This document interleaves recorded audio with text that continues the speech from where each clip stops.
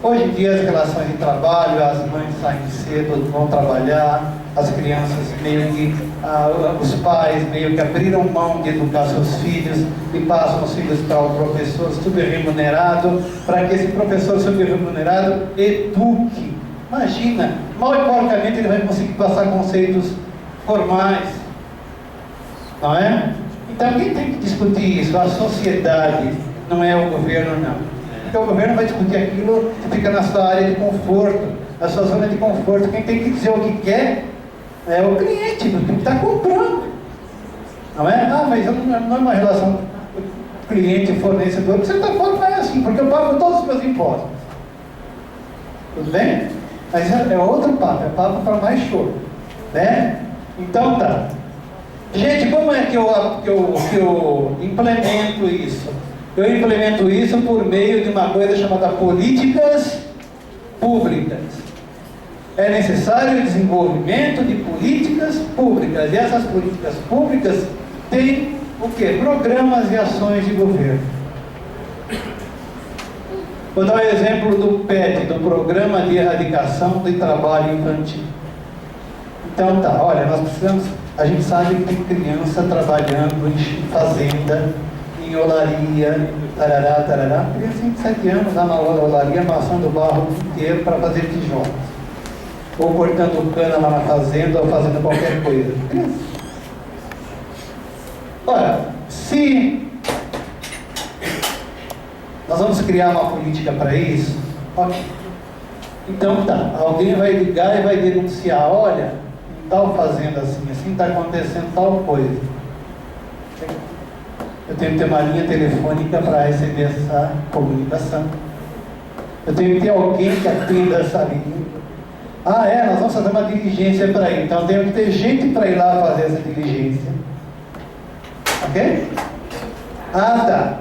Chegou, opa, é verdade, pegamos. Então, tá. Então, precisa de uma legislação que apene esse cara que está escravizando essas crianças. Ok? Eu vou tirar essas crianças de lá. Aí a mãe fala assim, olha, o marido foi embora, sei lá, X anos atrás, eu tenho 5 crianças aqui, e eu não tenho como sustentá-las, e se eles não trabalharem na olaria, a gente não tem o que comer. Opa, então eu preciso ter uma verba mensal para que essa família sobreviva. E essas crianças fora da escola, não tem como botar na escola, não tem pé, não tem chinelo para botar no pé. Então tá, eu preciso botar essas crianças na escola. Você percebe que é um conjunto de ações? Quando você mexe numa política pública, tem um conjunto de coisas que se abrem. E tudo isso, gente, acontece com grana, com dinheiro. Sem grana, sem dinheiro, você não faz nada. Você só faz coisas sem grana, sem dinheiro, quando você está em cima de um caminhão fazendo discurso para ser eleito. Acabou a eleição, sem grana, sem dinheiro, você não faz nada. Ok? Por favor, pode. E por que eu estou falando isso? Aí sim, a outra forma. Tudo isso que eu estou falando, gente, todas as políticas sociais, tudo isso envolve em despesa, envolve gasto de recursos. E de onde é que eu tiro esses recursos? Essa que é a questão. Outro dia eu vi na Globo, não vou dizer o nome da estação porque foi lá que eu vi mesmo, 2 reportagens totalmente distintas e absolutamente, na minha leitura, assim, irresponsáveis. A primeira reportagem dizia assim, porque aqui no Brasil, não sei o quê, porque a corrupção é alta, porque não sei o quê, porque o desvio, porque isso, porque aquilo, porque tem um impostômetro lá na sede da Associação do Comércio, e fica aquele impostômetro na minha forma de ver como uma coisa assim, aquilo é uma... quando alguém está te enganando, aquilo ali é uma farsa. Em que sentido? Primeiro, nem todas as empresas pagam os tributos que estão previstos nos códigos. Imagina que você recolhe ICMS, IPI, etc., como deveria. Tem tudo caixa 2, ou quase tudo. Quem deveria recolher os tributos, em grande parte, é o assalariado que vem na fonte e não tem como você fugir disso. Tudo bem?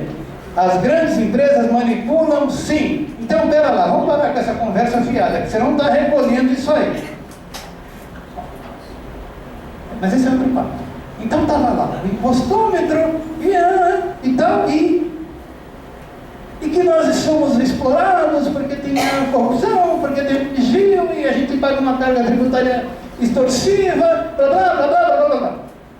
Meio que incentivando as pessoas a dar um jeitinho de não pagar imposto. Percebe? Né? Nós somos explorados, então se nós somos explorados, e se eu sabotar, eu estou agindo em legítima defesa. Mas vem por aí não, cara, paga. A outra reportagem, 5 minutinhos depois, mostrava uma vila, uma favela, lá um local, as crianças jogando bola e o esgoto correndo a céu aberto, ali onde as crianças jogavam bola. Elas jogavam bola no meio do cocô, né? As crianças peladas ali jogando bola. Tudo bem?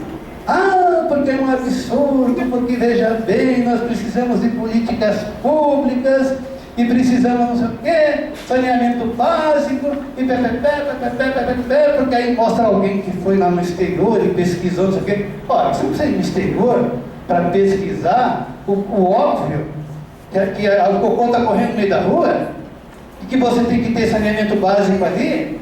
E se você perguntar para aquele menino o que ele precisa, ele vai dizer: ó tio, eu preciso de comida, eu preciso de uma casa, eu preciso de uma quadra, eu preciso de uma escola para estudar.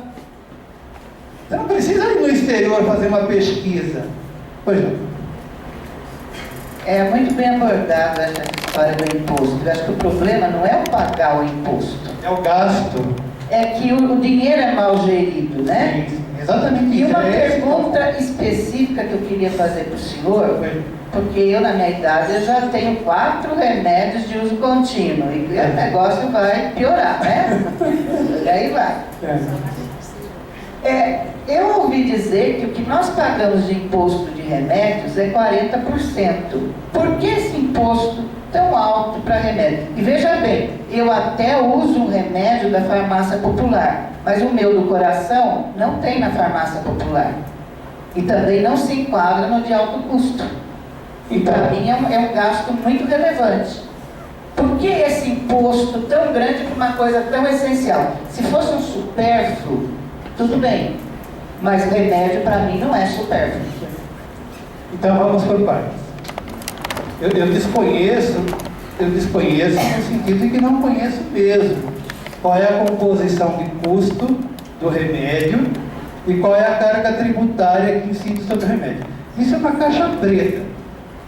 Agora tem um projeto aí de um deputado ou de um senador que é para que ao divulgar o preço que você tenha na motinha lá, eu paguei tanto pelo produto e tanto de imposto, para dar transparência a essa questão que você está levantando. Eu também sou usuário de medicamentos, né? Então é assim, um dia, até minha filha fala: pai, seria melhor você começar a comprar ação de laboratório, né?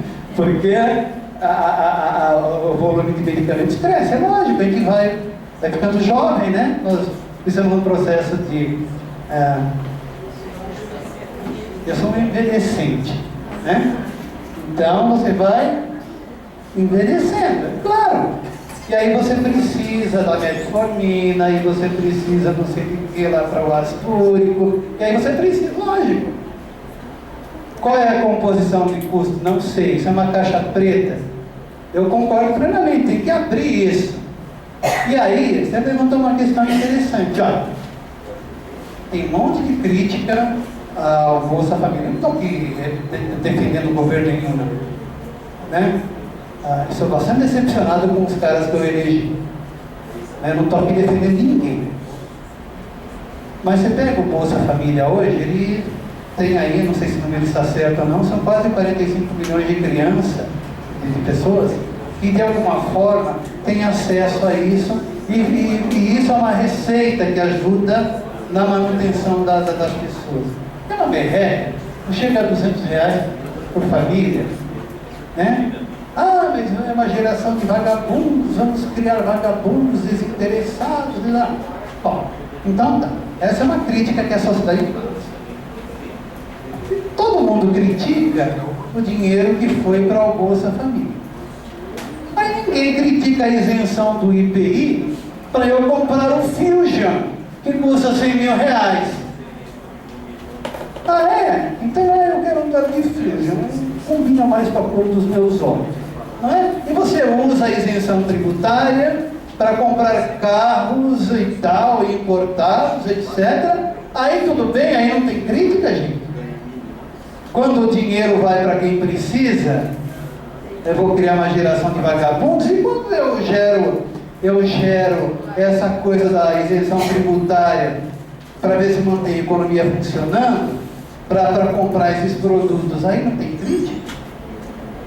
Né? Eu acho que nós temos que ter senso crítico também, né? Para pensar a respeito das políticas públicas. Tudo isso está aberto ao debate, lógico. Mas concorda que nós precisamos e não se faz nem uma reforma tributária? Entendeu? Porque realmente a questão tributária do Brasil é seríssima. Eu concordo. E o serviço público? Nós, eu acho que nós, essa questão da reforma tributária, que se arrasta há anos, né? Assim como a reforma política, né? Como a reforma política, e não acontece, então nós temos aí, nós estamos vendo, vamos dizer, no nível do ideal, como deveria funcionar, lendo a Carta Constitucional, né? Sim. Que, aliás, infelizmente já sofreu mais de 30 mil emendas, né? Tem mais de 30 mil emendas, certo? Então é um mantra também que a gente não vai poder ficar, falar toda noite com 30 mil emendas, né? Então a Carta Constitucional, nós estamos vendo num plano do ideal, né? É aquilo que eu chamo a cultura, nós temos a cultura ideal e a cultura real, né? Então nós estamos trabalhando no nível da cultura ideal. O que nós queremos, o que nós buscamos, algo pelo qual vale a pena ser trabalhado. Porque se a gente for pensar, eu digo isso para os colegas também, né? Mas são N processos, isso não resulta em muita coisa, não sei o quê, corrupção, tem o proselitismo lá político dos caras, tem esse esquema, tem esquema A, tem B, C, D, eu tenho N esquemas. Bom, se é assim, se tudo está perdido, Vamos salvar? então Não. vamos, o último que sair apaga a luz. Não é isso. Não é. A gente tem um farol e a gente pretende atingir aquilo. O nosso objetivo é sair do lodaçal, é chegar lá, é ser cidadão, é ter direitos. Tudo bem? E deveres. E deveres também, claro, os deveres são complementares, né?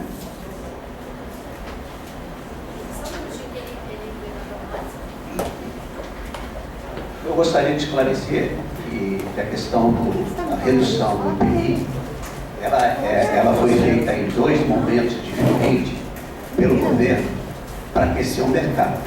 Sem dúvida. Tá? Ela é sazonal e a nossa carga tributária é tão grande, por falta de reforma, que realmente o nosso governo tem a flexibilidade de alterar esses impostos ou diminuir As alíquotas. vamos dizer, a medida da necessidade. Então, os países lá fora, a carga tributária é um pouco melhor, então eles não têm essa flexibilidade, nós tivemos. E foi um golpe de sorte a gente ter diminuído, porque manteve o mercado aquecido. Então a gente não pode fazer crítica a uma coisa que é momentânea, sazonal e golpe de sorte. Sim. E ela se tornou boa, ela é positiva. Na verdade, eu não estou... Agora, a carga tributária, como as pessoas estão dizendo, em produtos essenciais, Sim. isso é é descabível. Sim. Tá? Não é sem nexo, a carga tributária do Brasil realmente é exorbitante e tem que ser diminuída realmente. Ela influencia na nossa vida. Olha, eu concordo plenamente com tudo isso. O que eu não concordo é com a leitura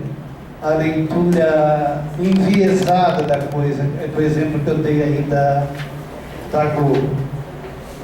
Que a reforma do IPI, que a redução das alíquotas do IPI serviram para aquecer a economia no momento crítico, não tem a menor dúvida.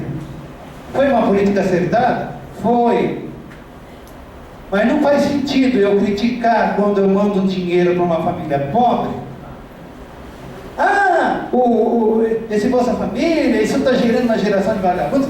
Que crítica é essa? Quando você usa a mesma isenção para comprar um carro importado, cara paga.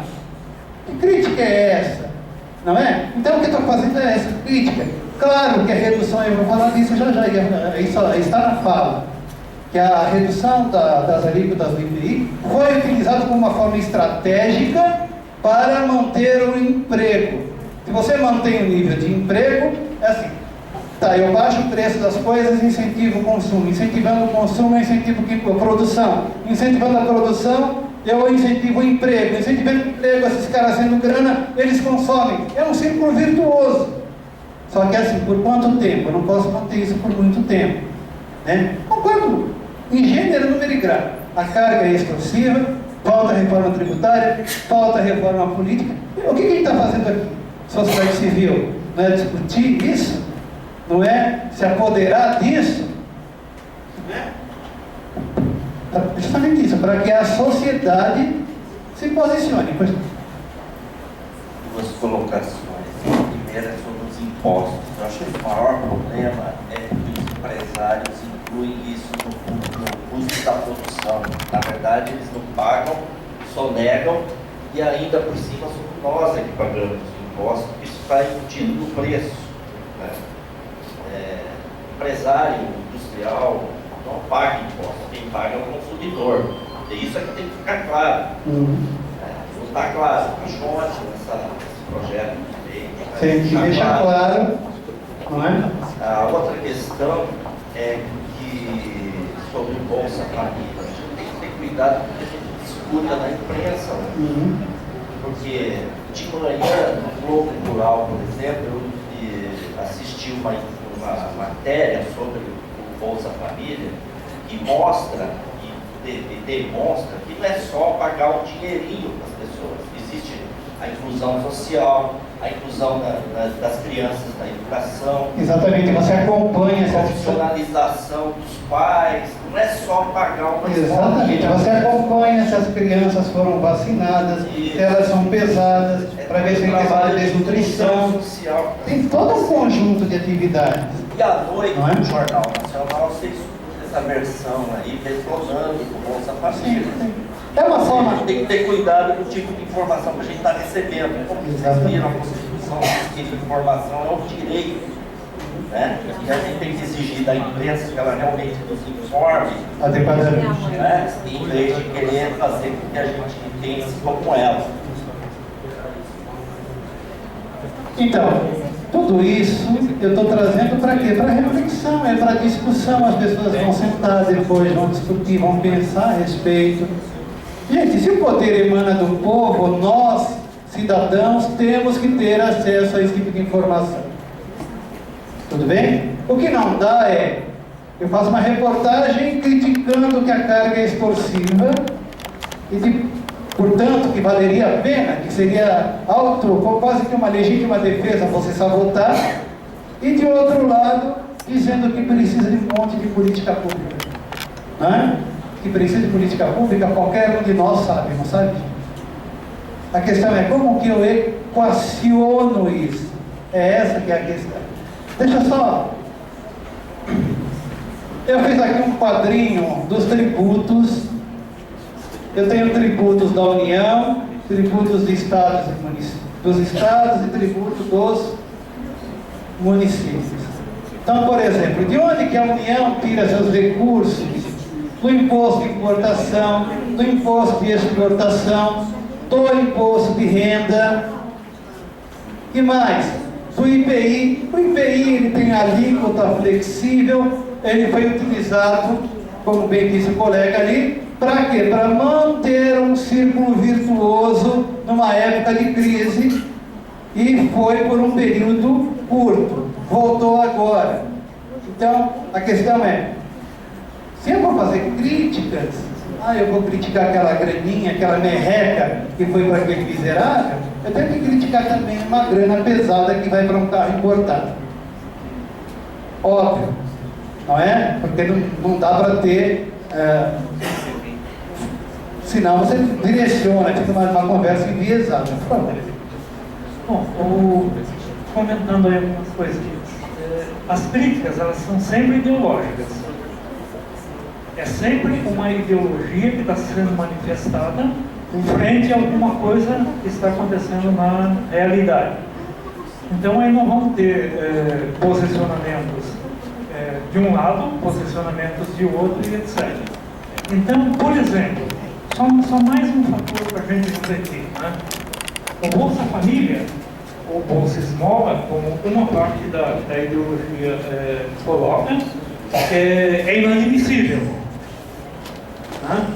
Bolsa Universidade, as cotas dentro da universidade, nem pensar, porque a universidade vai ser destruída, porque a universidade vai baixar de nível. Né? Se esse povo quiser estudar, esse povo que estude sem privilégios para entrar na universidade, etc, etc e etc. Né? Mas, ao mesmo tempo que essa crítica é feita, a outra não é feita. As cotas de participação e de acesso à universidade, que são duramente criticadas por essas redes de TV, com essa ideologia, com esse posicionamento, jamais iriam criticar o inverso da coisa, que são as reais bolsas que a classe média alta sempre usufruiu para fazer os seus cursos de pós-graduação, os seus cursos no exterior, os seus cursos privilegiados de classe média alta, certo? E que agora tem uma concorrência de uma inclusão social que começa a surgir. Então, é claro, ideologicamente, eu vou me levantar contra essa inclusão. Eles estão tirando meu espaço, estão dificultando a minha, pelo menos a entrada na universidade dos meus descendentes e outras coisas. Assina embaixo, é isso mesmo. Tudo é ideológico, não é? Tudo é ideológico. As críticas são ideológicas. O que eu imagino é, nós temos que refletir racionalmente sobre as coisas, né? Claro que não dá para passar o viés ideológico, mas trabalhar com clareza, né? Olha, gente, se eu tenho despesa, eu tenho que ter receita. Nenhum pai de família mantém a sua família se você ganha X, você não pode gastar 2X. Tá certo, Ana? A gente gasta de acordo com o nosso ganho. Senão você se divide e fica com um monte de gente pendurada no cartão aí, e fica tomando empréstimo do banco para pagar o cartão, que vai, percebe? E é uma coisa que não tem fim. Ora, nós precisamos gastar de acordo com aquilo que nós temos. Isso é matemática, né? Tudo bem? Então, se eu tenho todas aquelas responsabilidades sociais atrás, eu tenho que ter de onde tirar recurso. Não tem mágica. Tudo bem? O que eu estou falando é que a gente tira recurso dos tributos. Não é? Por exemplo, olha, e tudo isso está intercambiado. Por exemplo, eu tenho uma coisa chamada Fundo de Participação dos Estados e dos Municípios. Uma parte do dinheiro do IPI, ele vem para estados e municípios. Quando todos esses tributos aqui, eles vão para um fundão. E uma parte desse fundão retorna para os estados e para os municípios como Fundo de Participação de Estados e Municípios. Ora, se eu deixo de arrecadar IPI aqui em cima, ok? Isso aqui vai diminuir, então eu vou ter uma diminuição FPM e no FPS. Vocês concordam? Os municípios vão receber menos. Agora, depende. Eu estou num município como São Paulo, que vende. Opa! Se eu estou no estado de São Paulo, digamos, o estado de São Paulo, tudo aquilo que você vende, veículos, etc., 18% de ICMS. Tudo bem? Eu incentivo o consumo aqui.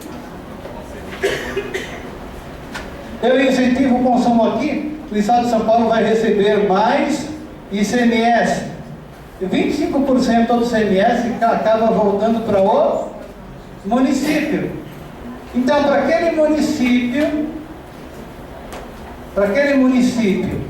que está no estado cujo consumo é alto, é interessante esse processo. O que eu estou querendo dizer é, a realidade não é igual para todos. Eu tenho um município aqui no país que vive somente de transferência constitucional. Ok? E aí chega o deputado ou o senador e fala: nós temos que rediscutir a questão federativa, porque é um absurdo, porque o Estado que vende, e papai, se você fizer muita bobagem que esses caras estão falando na mídia aí, você no outro dia mata 3, 4 mil municípios do país. Porque eles não têm de onde tirar recursos.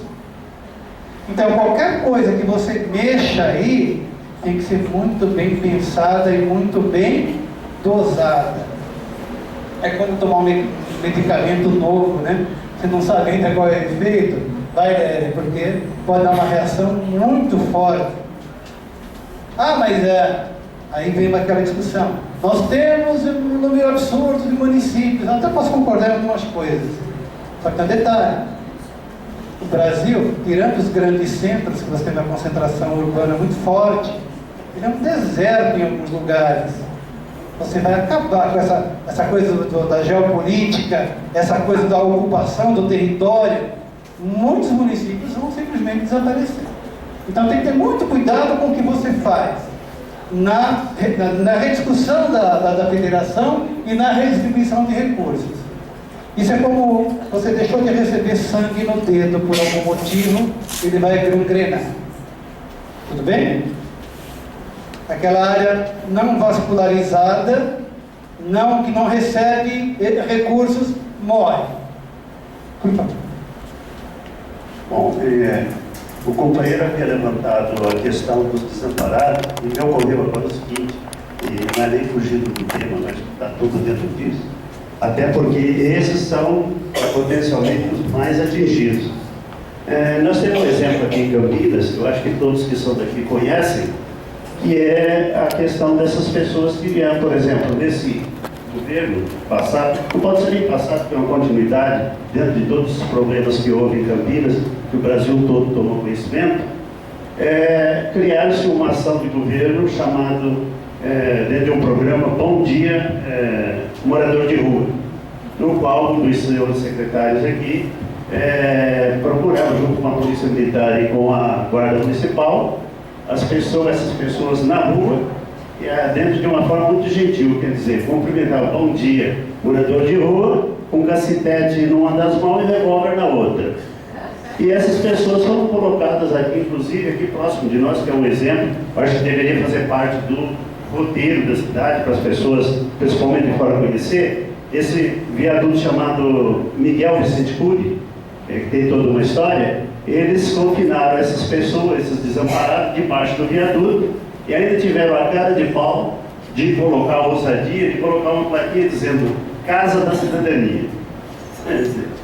É algo bastante interessante. Eu acho até que está escrito errado, está escrito lá cidadania com S, para mim deveria ser cidadania com C, deveria ser com S, porque é realmente um cidadão cidadão mesmo, que ali estão desamparados, eles estão à mercê, por exemplo, na espera sempre da benemerência de algumas entidades assistenciais da nossa cidade, e continua esse estado de coisas. Quer dizer, a gente falando de todos esses recursos que o governo arrecada mais e mais, então quer dizer que tem bastante dinheiro para todos os níveis. Por que essas pessoas, a cidade nunca pensou e continua não pensando numa política pública para atender essas pessoas, ao invés de se envergonhar, porque eles são a vergonha da cidade.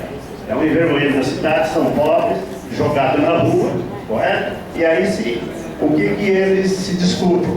Não podemos realmente tirar essas pessoas da rua. Olha só a contradição.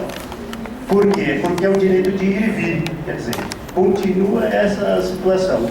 Eu acho bastante interessante e gostaria que as pessoas refletissem muito sobre isso. Porque a nossa cidade tem potencial para atender, tem espaço para dar atendimento a essas pessoas e não pode continuar as pessoas debaixo de uma situação de ruído e de perigo no trânsito como ocorre aqui. Obrigado. Bom, eu estou falando em abstrato e eu estou falando em abstrato, eu não vou entrar nas questões locais, né? Isso aí é algo que vocês vão discutir. Os conselhos vão discutir, que as pessoas vão discutir, senão a gente acaba, não é, discutindo uma questão local. A ideia, não, imagina. Eu quero só um espaço para falar dele, só para não passar, porque vinha anterior na minha fala. Que eu deixei passar. Que é a questão da implementação das políticas públicas. Tá. A fala dele ali é porque, como eu trabalho diretamente ali, então vários esclarecimentos, eu não vou criar o debate agora, mas depois eu falo pessoalmente com ele. Mas a questão da implementação das políticas públicas para as pessoas desamparadas, se inclui as pessoas em situação de rua, porque nem todos os moradores de rua são moradores de rua, eles ficam em situação de rua exatamente por causa do uso da droga. Mas o que eu queria colocar assim, a política pública está escrita, ela está escrita, toda ela tem verba própria do governo federal, essas verbas são repassadas para todos os municípios, só que elas não são implementadas na política pública do município. Por uma série de questões de contratação de pessoal. Muito dessas verbas voltam para Brasília porque o poder público não tem vontade política de implantar a política pública. É só isso que eu queria colocar. Então, gente, essa é uma questão onde os conselhos têm que agir fortemente. Os conselhos têm sim. Alguns conselhos são deliberativos, outros são consultivos. Nesses casos em que o recurso chega, você tem um recurso e a coisa não é feita, por que não é feita? A sociedade tem sim o dever de interferir. E aí, deliberativo é deliberativo mesmo. Não é a mais ou menos grávida, mais ou menos deliberativo. Não, deliberativo é deliberativo, sim. Tudo bem? Bom dia a todos. Eu fui contemplada um pouco na fala da Marlene e na fala do colega também, que a sua revolta é a mesma que a minha e eu acho que da grande maioria. Mas o que eu queria falar é em relação ao imposto que é pago do governo federal para os estados e dos estados para o município. Muitas vezes a verba que vem para o governo do estado, para que o estado faça um repasse para o município, ele até faz, mas ele faz direcionado, como é o caso nosso da saúde. A verba que vem do governo federal para que o estado deposite aos municípios, ele não deixa de depositar na sua totalidade, porém ele deposita apenas para a Unicamp. Ele não disponibiliza essa verba que seria para projetos dentro da saúde ou direcionado para projetos voltados à saúde para que o município pudesse administrar isso. Ele simplesmente faz um repasse direcionado para a Unicamp. Só que a Unicamp, ela atende não só pessoas do estado e do município.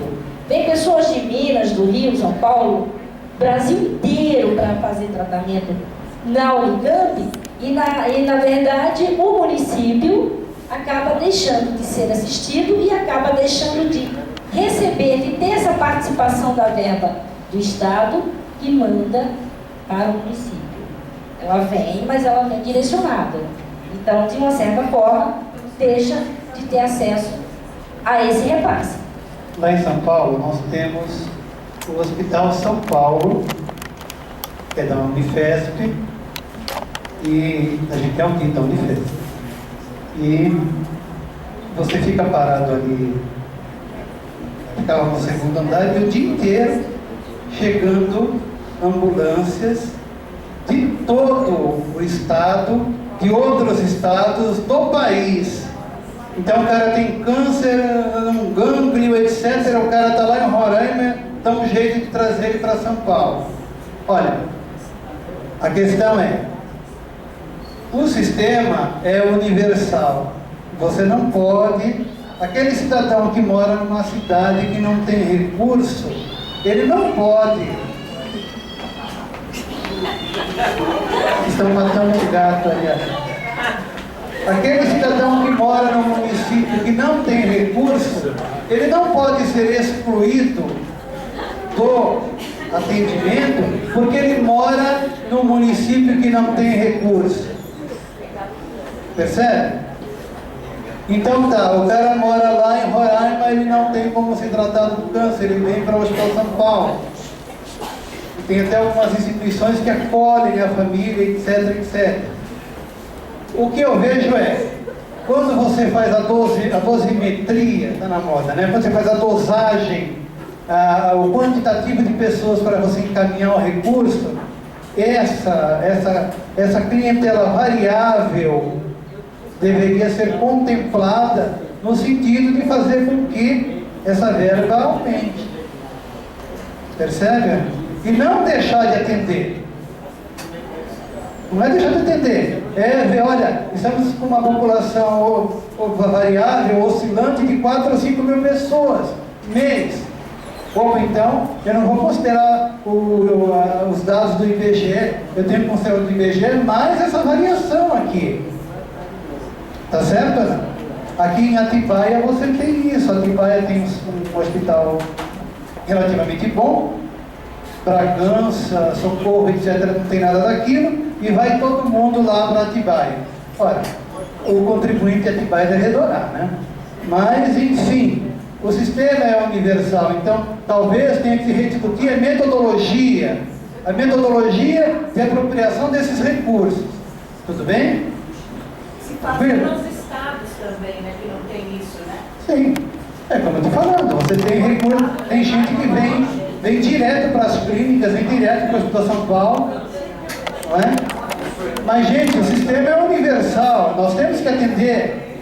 A questão é como fazer a dosagem do quantitativo de pessoas para você poder, de alguma forma, ter recurso para isso. Ok? E aí, de onde que sai isso?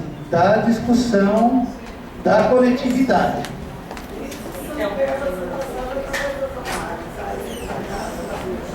Sim.